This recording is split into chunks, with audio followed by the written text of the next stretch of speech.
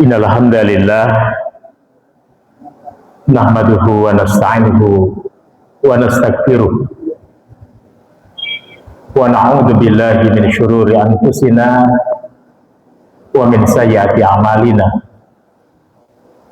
May yahdihillahu fala mudhillalah wa may yudlilhu fala hadiyalah. Asyhadu an la ilaha illallah wahdahu la syarikalah wa asyhadu anna Muhammadan abduhu wa rasuluh la nabiyya wa la rasula ba'da amma ba'd. Asbahna wa asbahal mulku lillah wal izzatu wal qudratu lillah. Asbahna ala fitratil islam wa kalimatil ikhlas wa ala dini nabiyyina Muhammadin sallallahu alaihi wasallam. Allahumma anfa'na bima 'allamtana wa 'allimna ma yanfa'una wa zidna ilma. Ikhwani fiddin, azakumullah, jamaah subuh yang sama-sama mengharapkan ridho dan maghfirah Allah. Kita bersyukur karena Allah masih anugerahkan kita keleluasaan waktu dan kesempatan untuk bisa sama-sama hadir di masjid yang mulia, menunaikan apa yang menjadi kewajiban kita berupa sholat subuh berjamaah dan juga tafaqquh fiddin. Selain itu, dalam suasana bulan kemerdekaan ini kita diingatkan kembali pada sejarah. Di tahun 1951,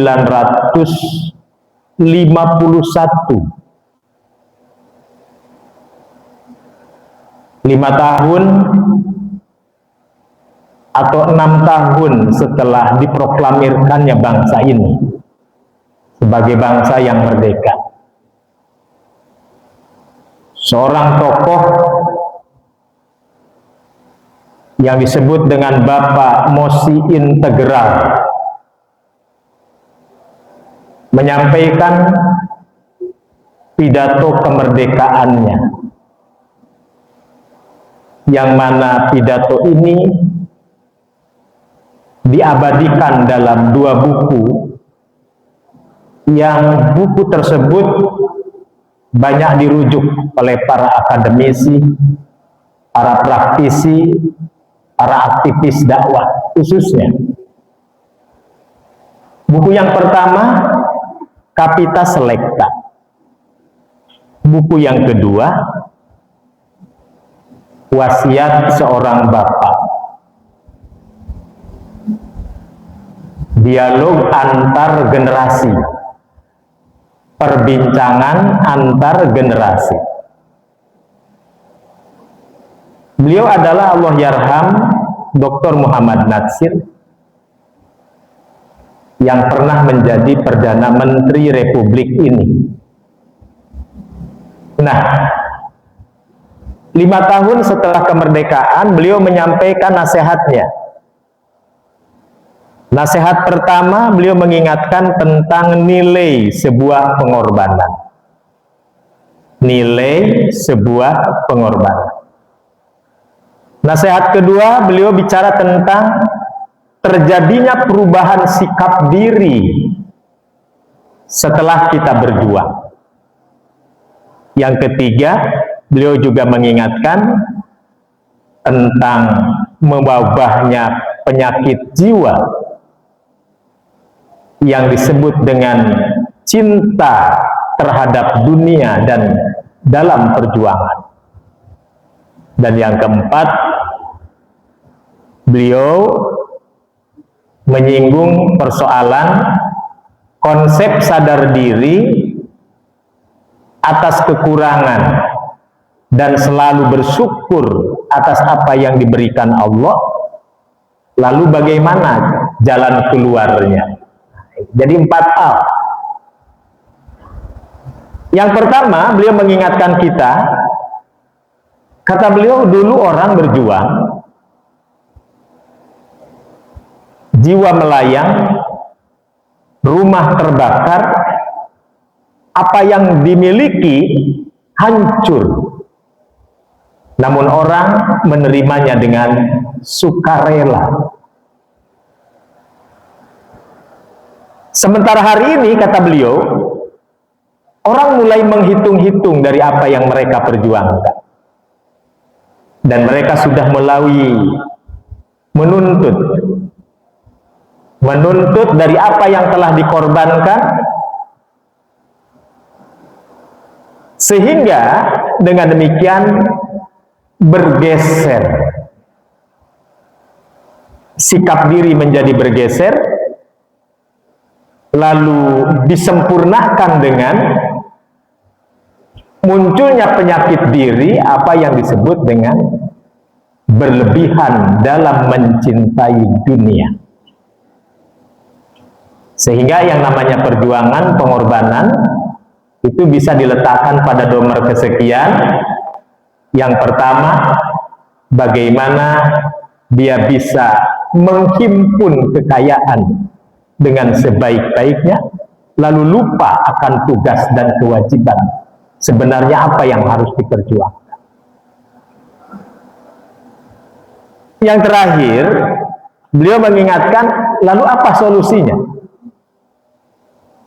Kata beliau, kemerdekaan ini kita sadar belum sempurna, kata beliau. Namun dalam ketidaksempurnaan, agama kita mengajarkan pentingnya bersyukur atas apa yang Allah berikan.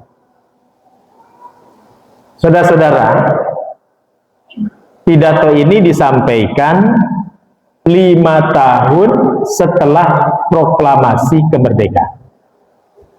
Hari ini kita memasuki hari kemerdekaan kita yang ke-81. Berarti sudah lebih 30 tahun dari setengah abad. Tentu saja masalahnya makin banyak. 5 tahun setelah kemerdekaan saja orang sudah mulai bergeser, sikap diri bergeser dalam memahami kemerdekaan. Iwanifidin azakumullah, para ulama memaknai kemerdekaan itu dengan 2 istilah. Istilah yang pertama, ada yang disebut dengan al-istiqlal, istiqlal. Yang kedua, kemerdekaan dimaknai dengan apa yang disebut al-hurriyah. Jadi, kapan kemerdekaan dimaknai dengan istiqlal dan kapan kemerdekaan dimaknai dengan al-hurriyah? Lepasnya suatu kaum dari intimidasi asing, dari penjajahan asing. Lalu dia melakukan perlawanan untuk mengusir penjajah asing itu. Maka dia menjadi bangsa yang merdeka. Nah, kemerdekaan yang pertama ini disebut istiqlal. Wajar kita punya ibu kota, di tengah-tengah kota Jakarta ada masjid besar. Masjid besar terbesar di Asia Tenggara diberi nama Masjid Istiqlal. Satu pekan lalu kita bertemu dengan salah seorang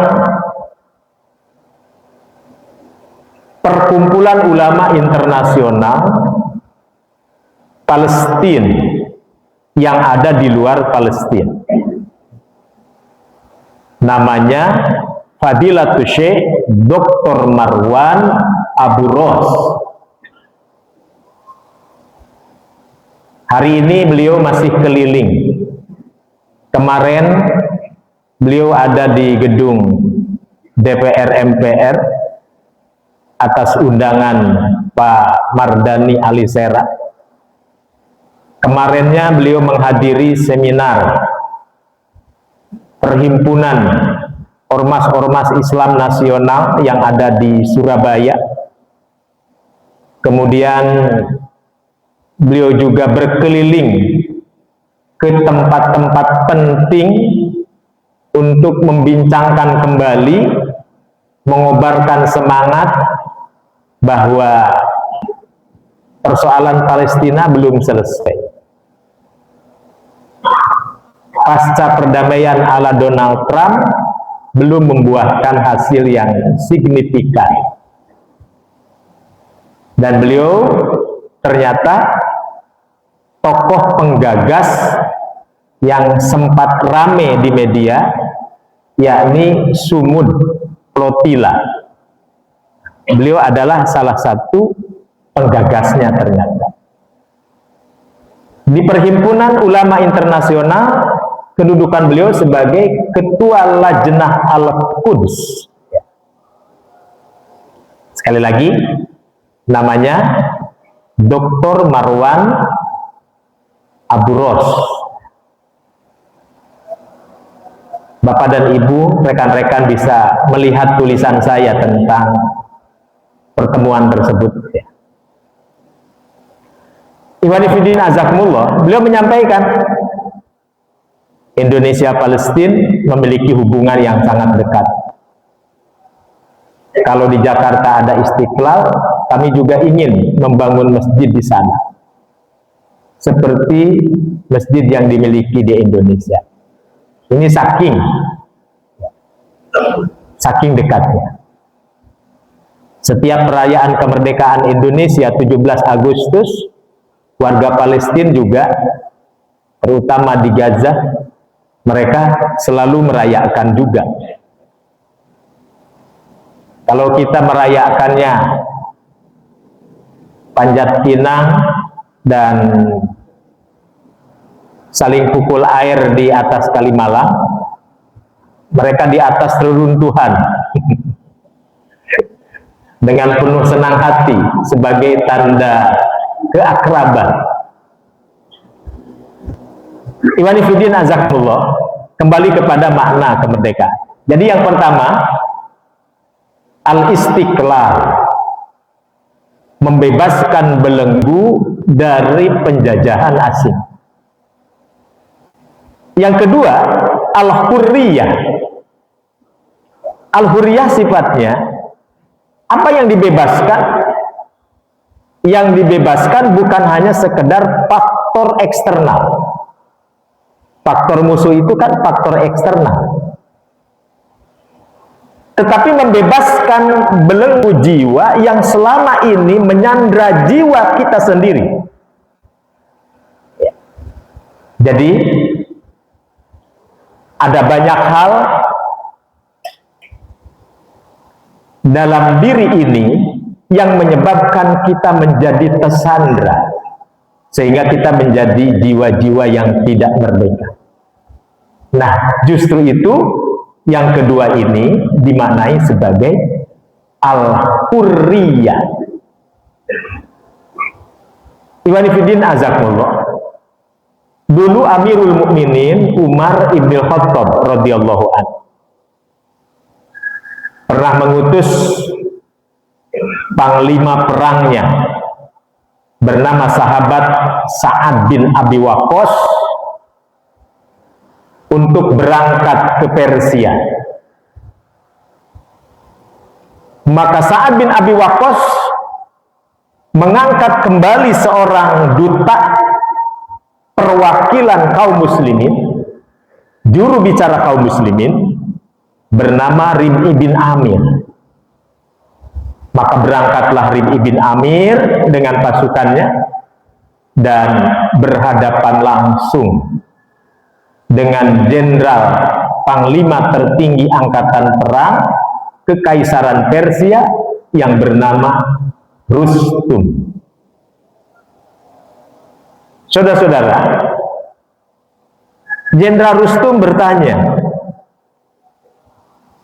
wahai perwakilan bangsa Arab, apa yang menyebabkan Anda datang kemari?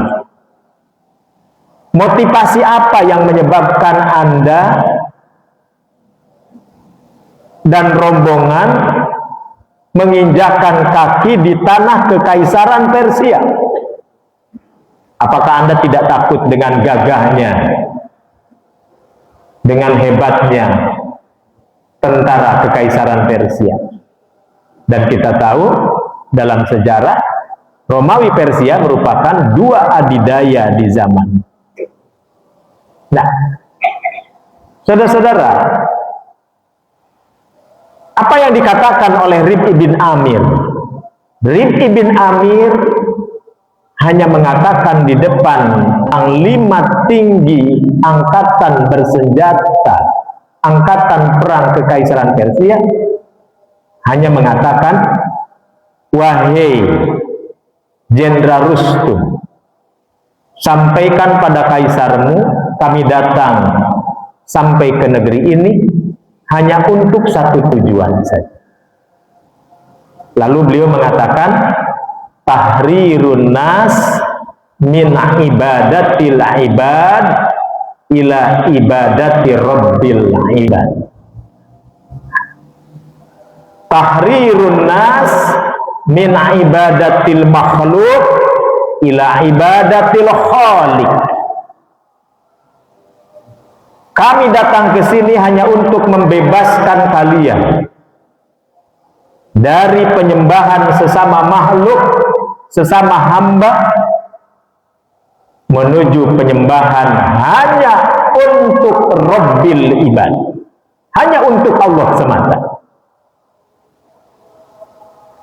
Saudara-saudara, dengan makna yang kedua ini, berarti hakikat kemerdekaan itu adalah membebaskan jiwa kita dari segala sesuatu yang membuat kita tersandra untuk tidak menempatkan Allah dan Rasul-Nya di atas segala-galanya. Kalau kita tidak merdeka jiwa, kita tidak akan sampai ke majelis ini. Kita datang ke majelis ini bisa menunaikan sholat berjamaah bersama saudara-saudara yang lain. Kita bisa duduk bersama, bertafakuh fiddin, menuntut ilmu, karena jiwa kita tidak tersandra. Ada kewajiban yang harus saya tunaikan, maka saya berangkat. Seseorang mengeluarkan infaknya, seseorang mengeluarkan zakatnya atas dasar kesadaran sendiri, tanpa ada paksaan, berarti tidak jiwa merdeka. Seseorang mengamalkan perbuatan amal soleh dalam perjuangan apapun, bentuk kesungguhan apapun, tanpa ada keterpaksaan, berarti dia sudah merdeka jiwa. Maka sangat berbeda ketika seseorang tidak merdeka jiwanya, maka segala sesuatu akan menjadi hambatan bagi dirinya. Yang kedua inilah yang kita pelihara. Penjajahan asing sudah hengkang dari tanah air. Justru yang paling berat untuk sama-sama kita hadapi adalah penjajahan dalam lingkungan internal sendiri, termasuk penjajahan dalam jiwa kita sendiri. Maka di sini terminologinya bukan al-istiqlal lagi, tapi terminologinya adalah al-hurriyah. Jadi bukan istiqlal lagi, al-hurriyah. Tahrirun nas min ibadatil ibad ila ibadati rabbil ibad. Membebaskan manusia dari penyembahan sesama hamba menuju penyembahan hanya untuk Allah semata.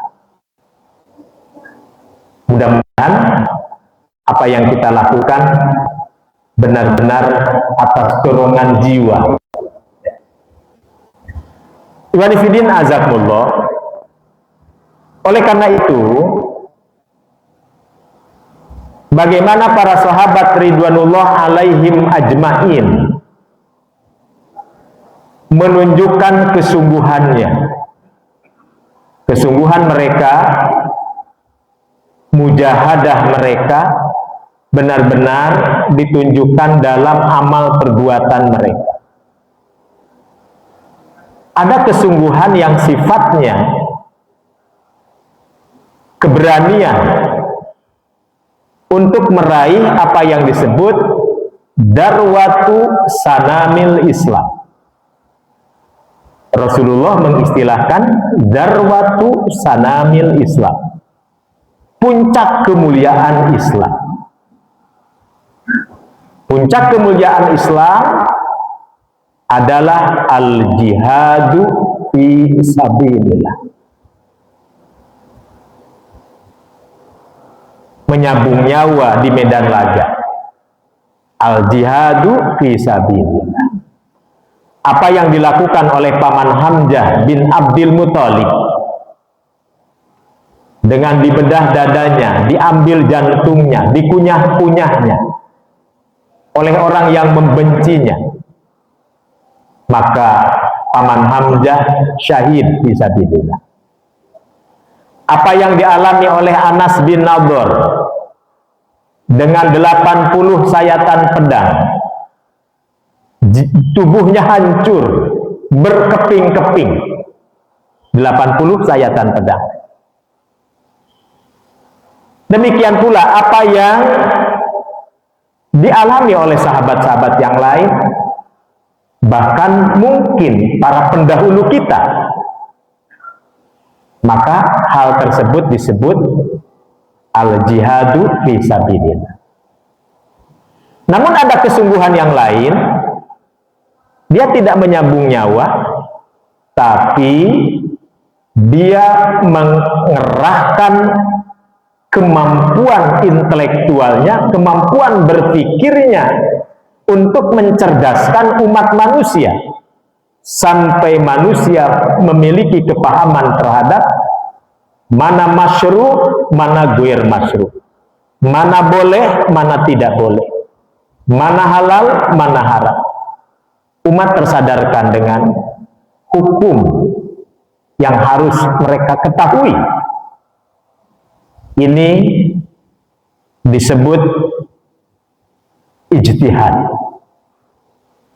kesungguhan ahli ilmu dalam mengerahkan kekuatan berpikir di dalam menyimpulkan kitabullah dan sunnah Nabi Sallallahu Alaihi Wasallam. Maka kita mengenal para ulama yang tak henti-hentinya menulis karya-karyanya untuk mencerdaskan umat manusia di segala zaman. Kita tidak akan paham Islam dengan baik, kita tidak akan paham Islam dengan sempurna, kita tidak akan paham tafsir dengan paripurna kalau kita tidak mempelajari apa yang pernah dipelajari oleh Al-Imam At-Tabari, Al-Imam Al-Qurtubi, Al-Imam Ibnu Katsir.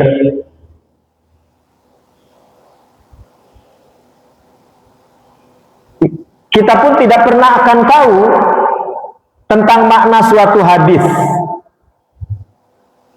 rincian pandangan agama tentang suatu hukum yang Nabi sampaikan dalam bentangan hadis-hadis yang banyak. Kalau tidak ada Imam Al-Bukhari, kalau tidak ada Imam Muslim, kalau tidak ada Imam Malik, kalau tidak ada Imam Abu Dawud, Imam At-Tirmidzi, Imam Ibnu Majah, Imam An-Nasai, dan imam-imam ahlul hadis yang lain,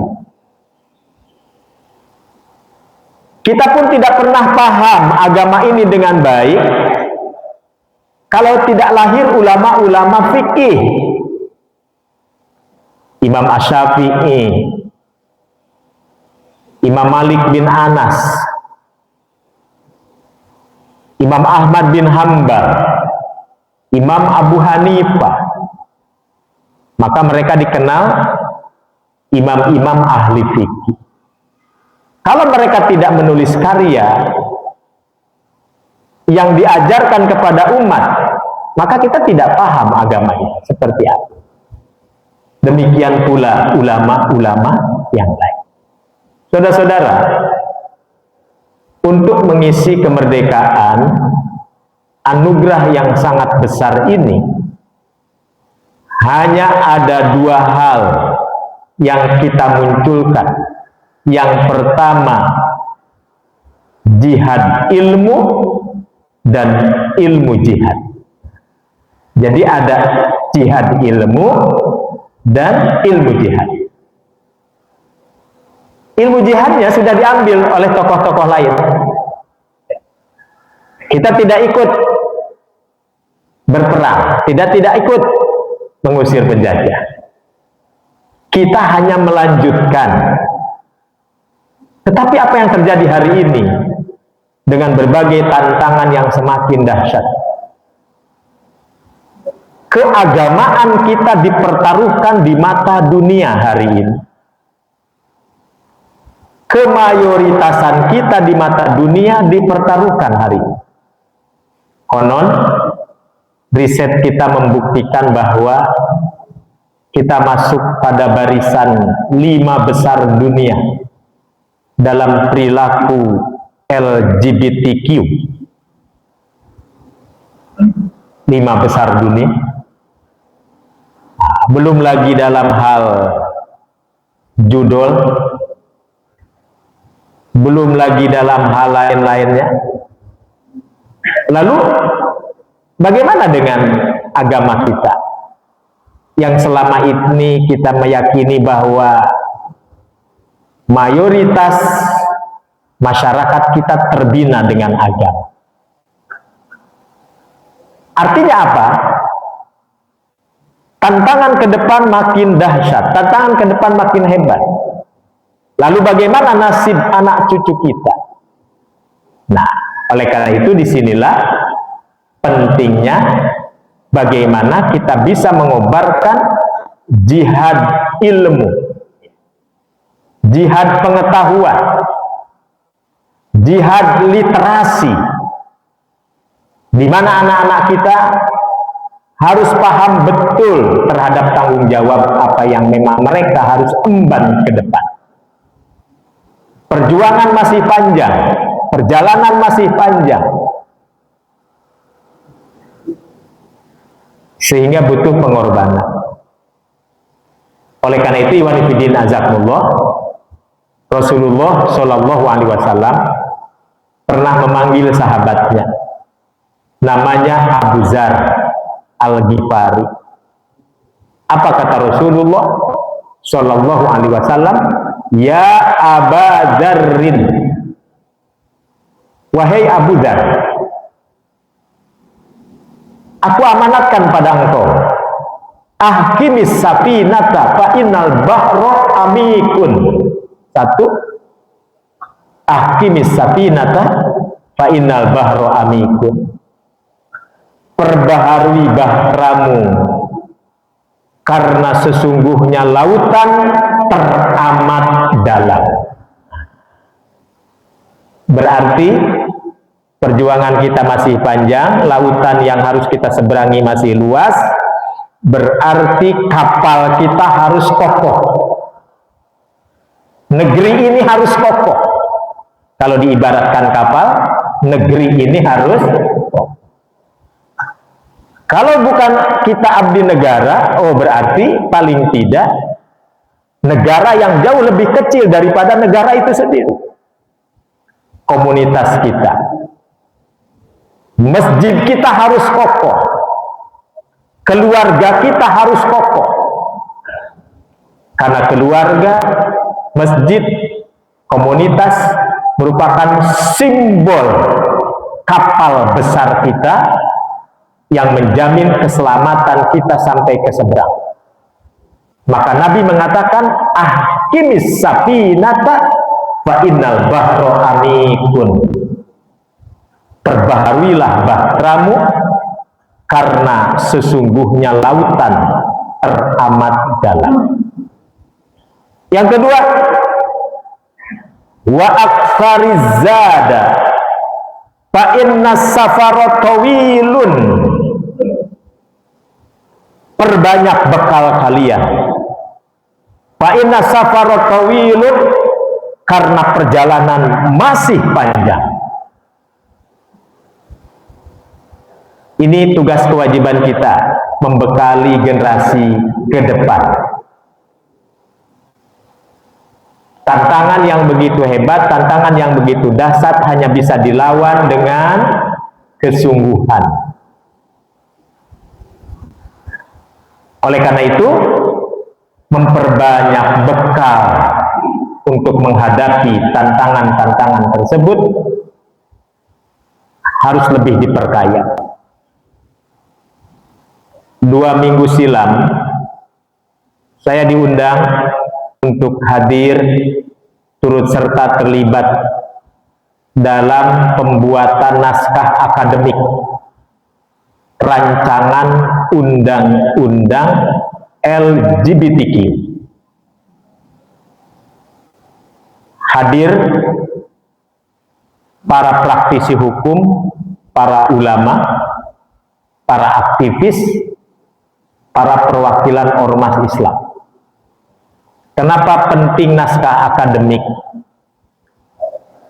Apa yang menyebabkan harus ada naskah akademik? Awalnya, Majelis Ulama Indonesia melalui Komisi Fatwa akan mengeluarkan fatwa berdasarkan praktek di lapangan.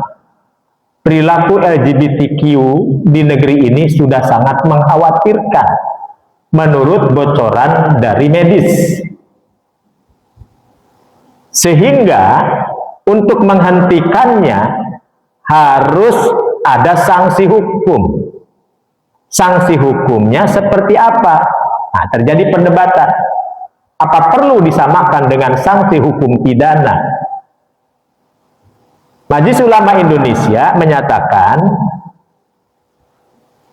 sudah layak mereka disanksi kalau memang mereka sengaja menyebarkan paham ini.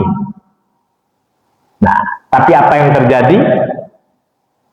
Bermunculan organisasi-organisasi yang membela perilaku LGBTQ. Tidak kurang dari 37 organisasi. 37 organisasi melakukan perlawanan terhadap ketidaksetujuan atas fatwa Majelis Ulama agar perilaku yang membahayakan ini mengancam kedaulatan negara, bisa menghancurkan negara. Ternyata pembelanya muncul tidak kurang dari 37 organisasi. Nah, perjuangan berlanjut. Kalau begitu, kalau harus ada sanksi hukum, hukumnya mana? Nah, ternyata hukumnya belum ada. Malaysia sudah ada, Brunei Darussalam sudah ada, nah kita belum punya. Nah, makanya perlu disusun naskah akademik. Untuk apa? Untuk diajukan kemana? Ke DPR. Untuk apa? Disahkan.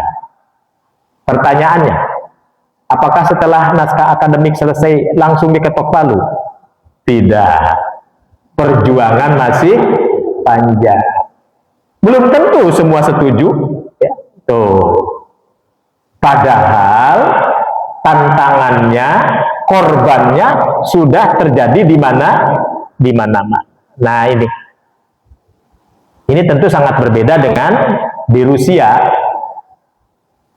Terlepas dari Vladimir Putin sebagai penganut Kristen Ortodoks, ya, dan kita kenal Soviet dulu sebagai negara berideologi komunis, tapi dalam bab ini Vladimir Putin sudah menyimpulkan bahwa perilaku LGBTQ merupakan ancaman negara yang sama dengan tindak terorisme. Nah, itu di Moskow. Di Afrika juga begitu. Di Uganda. Di Uganda lebih ekstrim lagi. Para pelaku yang dengan sengaja menampilkan diri, memproklamirkan diri tentang perilaku menyimpangnya itu ditangkap oleh negara dan dijebloskan ke jeruji besi dengan pasangannya. Dan negara tidak akan pernah mengeluarkan mereka sampai mereka punya turunan. Kira-kira bakal punya turunan nggak?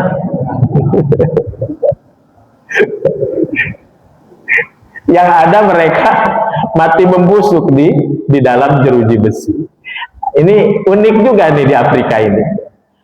Artinya, walaupun seperti tidak jauh pertimbangannya, tetapi memang langsung pada akar persoalan. Intinya ditindak sebelum negara mereka hancur. Kita pertimbangannya banyak.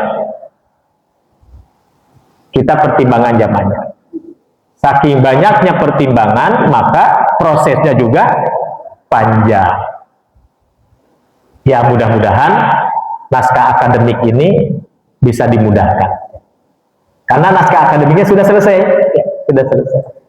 Dan siap untuk diadu argumenkan. Gitu. Baik, ikhwan fillah azakumullah. Oleh karena itu, kembali kepada soal kesungguhan tadi, kalau mengisi kemerdekaan ini dulu orang berjuang berdarah-darah, kita tidak ikut untuk menjadi mujahid. Kalau para ulama mengerahkan dengan kekuatan ilmunya, melahirkan ribuan karyanya, orang tercerdaskan dengan ilmunya, kita pun tidak mampu, maka pilihannya tinggal satu. Apa? Mujahadah fil amalis sholeh. Pilihan kita tinggal satu. Bagaimana kita bermujahadah, bersungguh-sungguh dalam menunjukkan amal soleh kita yang mampu kita lakukan. Yang kita lakukan, yang bisa kita lakukan, sholat berjamaah setiap datang waktu sholat, dimanapun kita berada. Yang bisa kita lakukan adalah duduk di majelis ilmu, bertafakuh fiddin. Yang bisa kita lakukan adalah tilawatul Quran secara rutin. Yang bisa kita lakukan adalah berderma kepada sesama yang bisa kita bantu semampu yang bisa kita lakukan. Kalau semua itu tidak kita lakukan, berarti tidak ada yang bisa kita banggakan di hadapan Allah Subhanahu wa ta'ala. Wa nifidin azakumullah. Saya pikir inilah inti daripada makna bagaimana seseorang bisa membebaskan jiwanya dari belenggu-belenggu yang bisa menyandra dirinya untuk tidak menempatkan apa yang menjadi hak Allah dan Rasul di atas segalanya. Maka ini yang harus kita pegang bersama. Maka kembali kepada nasihat Nabi tadi yang terakhir, setelah beliau mengatakan perbaharui bahteramu karena laut sangat dalam, perbanyak bekalmu karena perjalanan masih panjang. Nah, ucapan terakhirnya wa akhlasil amala fa innan nakida basyirun. Ikhlaskan amalmu karena Allah Maha mengawasi seluruh perbuatan. Maka dengan berpegang pada ini semua, insya Allah kita tumbuh menjadi jiwa-jiwa merdeka yang sesungguhnya, dan kita menghadap Allah dengan sepenuh kebanggaan apa yang bisa kita banggakan di hadapannya. Ikhwan fillah azakumullah, itulah yang dapat saya sampaikan dalam kesempatan pagi ini. Semoga Allah Subhanahu wa ta'ala senantiasa menjaga kita semua. Aku qouli hadza wa astaghfirullah li wa lakum. Wassalamualaikum warahmatullahi wabarakatuh.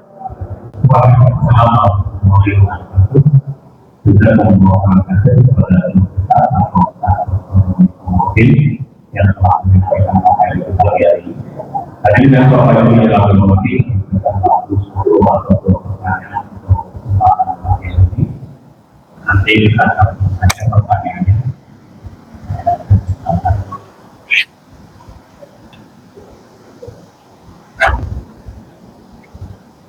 Terima kasih Pak Haji Bangun. Pak Ustadz, saat ini memang dunia Islam sedang benar-benar diuji, terutama apa yang terjadi di negara-negara teluk yang notabene adalah negara-negara Islam.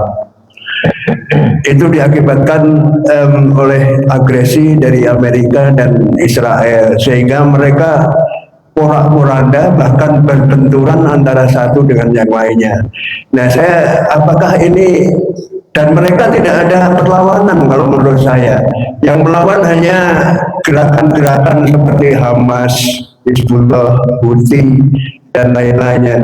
Nah, apakah ini memang seperti yang digambarkan bahwa sudah turun Dajjal, sehingga kita hanya tinggal menunggu pasukan dari Allah saja?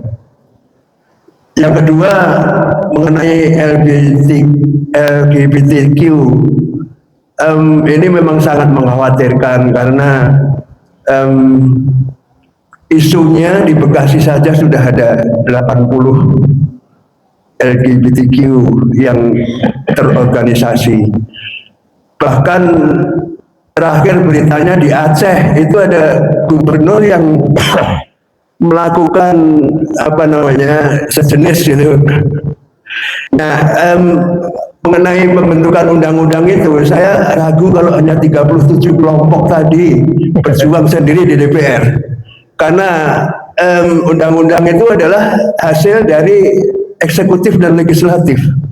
Jadi mungkin harus mendekati eksekutif untuk ikut berjuang ke DPR untuk mendapatkan undang-undang tersebut. Saya kira itu Pak Ustadz. Terima kasih. Assalamualaikum warahmatullahi wabarakatuh. Salam.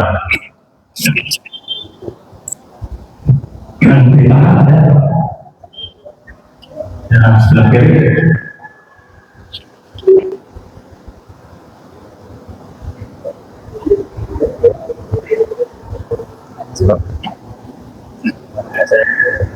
Terima kasih. Assalamualaikum warahmatullahi wabarakatuh. Salam. Pertanyaan saya tadi tentang 37 ormas yang ada di Indonesia yang menentang untuk pembentukan undang-undang LGBTQ.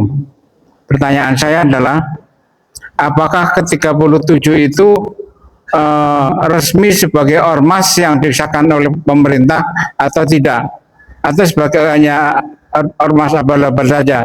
Dan kemudian pertanyaan yang selanjutnya adalah, sebenarnya berapa sih ormas di Indonesia yang ada sehingga 37 itu bagian kecil atau lebih besar, bagian terbesar dari ormas yang ada di Indonesia? Terima kasih.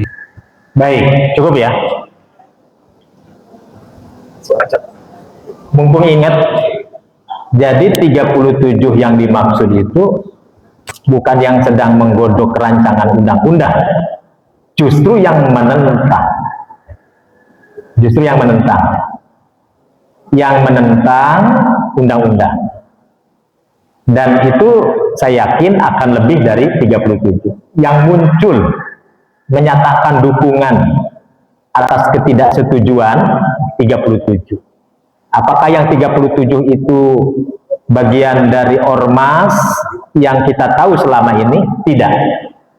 Jadi mereka lebih kepada badan-badan, kelompok-kelompok yang mengusung hak asasi manusia. Nah, jadi kelompok-kelompok atas nama HAM, hak asasi manusia. Orang-orangnya bisa bercampur dalam artian kadang ada di sini, kadang ada di sana, gitu ya. Jadi random orangnya. biasanya. Dan itu mereka biasanya sudah menyiapkan strategi. Kalau muncul ini, mereka harus menghantam dari sisi ini. Kalau muncul ini, mereka harus menghadapinya dengan strategi. Jadi 37 ini bukan ormas-ormas yang kita kenal, ormas-ormas keagamaan, bukan. Tapi kelompok-kelompok, lembaga-lembaga, termasuk lembaga bantuan hukum yang lebih berafiliasi menisbatkan diri pada kelompok hak asasi manusia. Oleh karena itu, maka umat harus mendapatkan pencerahan terkait dengan definisi hak asasi manusia itu sendiri. Saya pernah menulis hak asasi manusia atau yang disebut dengan HAM. Orang itu selalu menuntut apa yang menjadi hak asasinya. Tapi orang tidak pernah berbicara tentang kewajiban asasinya. Kewajiban manusia kepada Tuhannya, kewajiban manusia terhadap sesamanya, kewajiban manusia terhadap dirinya, kewajiban manusia terhadap orang lain. Nah, itu tidak banyak di dalamnya. Yang ada, manusia menuntut haknya. Nah, memang betul, hak asasi manusia itu lahir dengan resolusi PBB tahun 48. Tetapi pasal demi pasal yang ada di dalam undang-undang internasional tersebut tidak serta-merta bisa diberlakukan di negara-negara yang memang jelas anutan agamanya. Maka pada tahun 1990 para ulama dunia yang banyak berkecimpung dalam dunia hukum mendiskusikan ulang kembali tentang pentingnya hak asasi manusia partikular. Ada yang disebut hak asasi manusia partikular sebagai pengimbang dari HAM-nya PBB yang seolah-olah seluruh dunia harus mengikutinya. Padahal di dalamnya tidak bisa dipaksakan. Undang-undang itu di negara muslim, katakan. Di negara-negara tertentu ya silakan saja. Kawin sesama jenis dilindungi hak asasi manusia. Mereka punya undang-undangnya. Bahkan kawin dengan hewan pun mereka punya undang-undangnya. Dengan alasan ya itu hak asasi manusia saya, begitu. Badan-badan saya. Jadi ya ngelakonin juga saya. Apa hak Anda ikut campur dalam urusan saya? Ini hak asasi manusia saya. Nah, ternyata dalam Islam nggak begitu. Dia melakukan sesuai dengan kehendak dirinya. Pertanyaannya, apakah ada bahaya bagi yang lain? Oh, jelas ada bahaya. Jelas ada bahaya bagi yang lain. Bahaya bagi keluarga. Makanya kenapa kemarin ketika naskah itu mau dibuat, diskusi judul saja itu berhari-hari. Diskusi judul. Dulu orang hanya mengenal lesbi, gay, ditambah transgender, ditambah biseksual, ditambah queer. Nah, yang terakhir tuh queer. Dulu nggak ada, sekarang ada queer. Apa itu queer? Mulai mempertanyakan diri sendiri, saya ini laki-laki apa perempuan?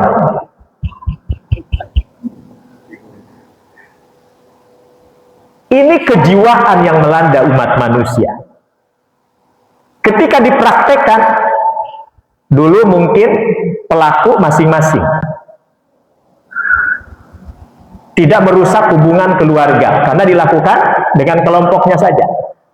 Tapi sekarang bisa hadir di rumah tangga, Ketika hadir di rumah tangga, pelaku mungkin hanya dengan suaminya, istrinya tidak. Atau pelaku hanya dengan istrinya, suaminya tidak. Tambah lagi urusan sekarang, tambah. Suami punya pasangannya juga, istri juga punya pasangannya juga. Nah, berarti apa makna rumah tangga mereka selama ini? Ini hanya sebagai simbol kalau saya hidup berumah tangga. Adapun hak asasi manusia saya bisa menyalurkan dengan sesama jenis saya di masing-masingnya. Itu terjadi. Nah, oleh karena itu, maka ini sangat membahayakan. Kalau di Jepang, konon anak-anak muda, mereka ada tradisi baru yang disebut dengan child free. Mereka mau kawin, mereka mau nikah, tapi atas perjanjian tidak punya turunan. Maka bersepakat, yuk nikah, ayo, tapi jangan punya turunan ya. Padahal di seberang sana, orang sangat menginginkan turunan. Sulit ditempuh cara ini nggak juga punya anak. Nah, ini secara masif justru diikrarkan dari awal kita bisa menikah tapi kita sepakat tidak punya turunan. Maka apa yang terjadi sekarang di Jepang? Walaupun banyak taman yang dibikin oleh pemerintah, isinya nggak ada anak-anak. Semuanya aki-aki dan ini ya. Kenapa? Anak-anak nggak ada. Kementerian Pendidikan di Jepang mulai kebingungan. Kenapa? Karena tidak ada yang mau mendaftarkan anak kecilnya ke taman kanak-kanak mereka. Loh, kenapa? Anak-anaknya nggak ada? Maka mereka menjawab dengan teknologi. Kalau kita merindukan momongan, kita bikin pabrik khusus yang bisa memproduk bayi. Nah, pabrik bayi mereka sedang rencanakan. Jadi pidato Pak Gatot Nurmantio beberapa tahun silam itu benar. Kalau perilaku ini bisa menjadi ancaman negara, bisa menjadi ancaman yang sama derajatnya dengan ancaman militer. Oleh karena itu Vladimir Putin sadar, oh ancaman ini bisa membahayakan negara. Maka dia ambil tindakan. Nah, Iwan Fillah azakumullah. Jadi sekali lagi, yang penting usaha, yang penting umat tersadarkan. Ya. Adapun pertanyaan yang pertama, memang ini masih menjadi PR dunia Islam, khususnya di lingkungan OKI, Organisasi Konferensi Islam, yang sekarang sudah bergeser ya, bukan Organisasi Konferensi Islam, sekarang itu Organisasi Kerjasama Dunia Islam. Sudah bergeser. Tetapi ada kabar gembira hari ini, setelah melihat beberapa dekade ya peperangan yang terjadi, nampaknya memang semua punya kepentingan. Amerika punya kepentingan, Israel Amerika punya kepentingan, Iran punya kepentingan dengan proksi-proksinya di Libanon, dengan proksinya di Yaman, dengan proksinya di Suriah, punya kepentingan.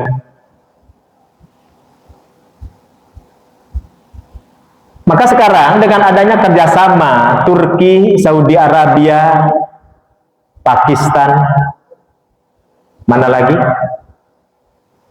Mesir kalau tidak salah. Bagaimana menyelamatkan aset negara untuk dikelola oleh negaranya dan untuk sama-sama dijaga oleh negaranya. Nah, selama ini mereka sebagai penghasil, akan tetapi yang mengelola orang lain. bahkan keamanannya pun diserahkan kepada orang lain. Sehingga sangat wajar kalau Iran membidik Saudi, kalau Iran membidik Kuwait, kalau Iran membidik Bahrain.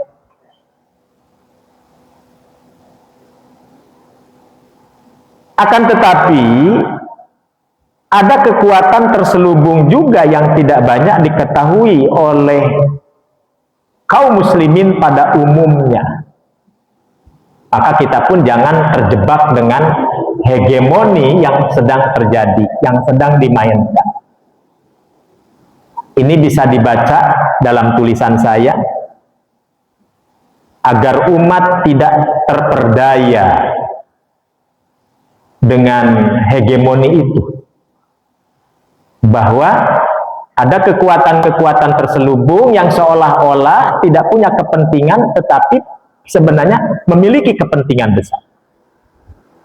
Kepentingan menguasai Timur Tengah, kepentingan menguasai cadangan-cadangan minyak internasional yang bukan hanya dilakukan oleh Amerika dan Israel saja.